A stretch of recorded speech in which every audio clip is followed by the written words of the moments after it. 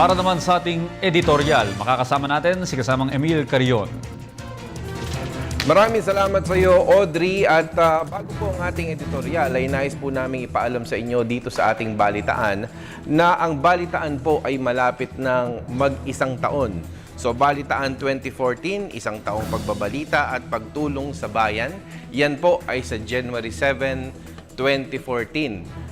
At para po dyan ay meron tayong mga ipamimigay ng mga Biblia na sponsor din ng ating mga tagapagtangkilik ng balitaan.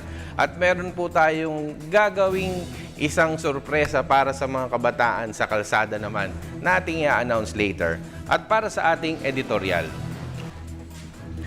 Sa bawat simula ay may pagtatapos.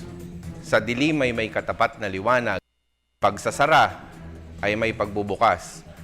Kabataan ay may patutunguhang pagtanda, pag-angat ay may pagbagsak at ang buhay ay merong pagkamatay. Ito ngayon ang dinaranas ng mga naulila sa aksidenteng dulot ng Mariano Bus Lines. May hangganan pala ang mabilis na takbo ng bus. May gigil ang pagpapatakbo ng mabilis. Parang sumasalubong ka sa hangin at daig mo pa ang eroplanong papel na iwinawasiwas sa classroom ng mga grade 3 at grade 4 ng mga pupils nung elementary pa tayo. Maswerte kung ang babagsakan ng eroplanong papel at siguradong maasar lang dahil papel lang yan. At maswerte rin ang eroplanong papel na yan dahil walang sakay na 19 na kataong ngayon ay wasak na wasak ang katawan dahil sa aksidente. Ang kampanya ni Pangulong Aquino tungo sa tuwid na daan ay marami na ang sumunod at may mga kailangan pang tumalima sa advokasya.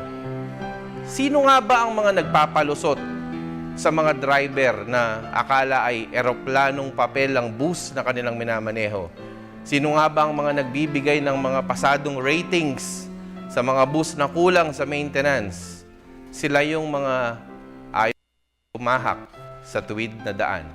At yan po ang ating editorial ngayon sa ating pang-umagang balitaan dito sa Telebisyon ng Bayan. Balik po tayo kay kasamang Audrey. Maraming salamat, Emil Carion.